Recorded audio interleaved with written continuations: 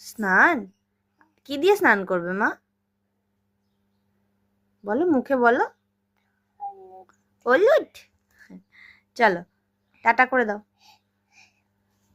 যাই হোক, at last তিনি উঠলেন। আর এইখানে দেখো আমি মাম্মাম স্নান করে যেগুলো পড়বে সেগুলো রেডি করে রেখেছি। আর এই দেখো আমার ছোট্ট সরস্বতী মা। আমার মাম্মামকে কেমন লাগছে মিমিসোনাকে তোমরা কিন্তু কমেন্ট করে বলবে। তারপরেও কিন্তু আমি নিজেও স্নান করে চলে এসেছি হলুদ দিয়ে। দেখো আমার হাতটা পুরো হলুদ হয়ে রয়েছে, যেহেতু আমি হাত দিয়ে হলুদটা বেটেছিলাম। তারপরে এখানে পুজোর জোগাড় করে নিচ্ছিলাম। প্রথমেই পুষ্পপত্রটা সাজিয়ে নিয়েছি, দেন আস্তে আস্তে সমস্ত কিছুই গুছিয়ে নিয়েছিলাম। আর এই বাড়ির পুজো কমপ্লিট করার পরও কিন্তু মাম্মামের স্কুলে যেতে হবে আমাদেরকে। তো এই দেখো সমস্ত কিছু জোগাড় করে নিয়েছি। কেমন লাগছে একটু তোমরা জানিও।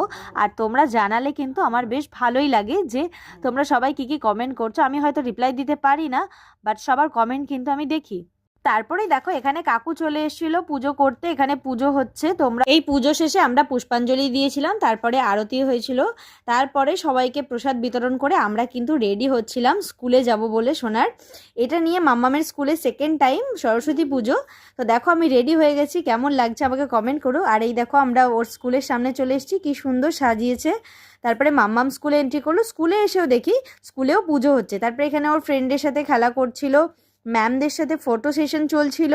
তারপরে ওদের যে প্লেগ্রাউন্ডটা আছে সেইখানে ওরা খেলা করছিল কার নিয়ে।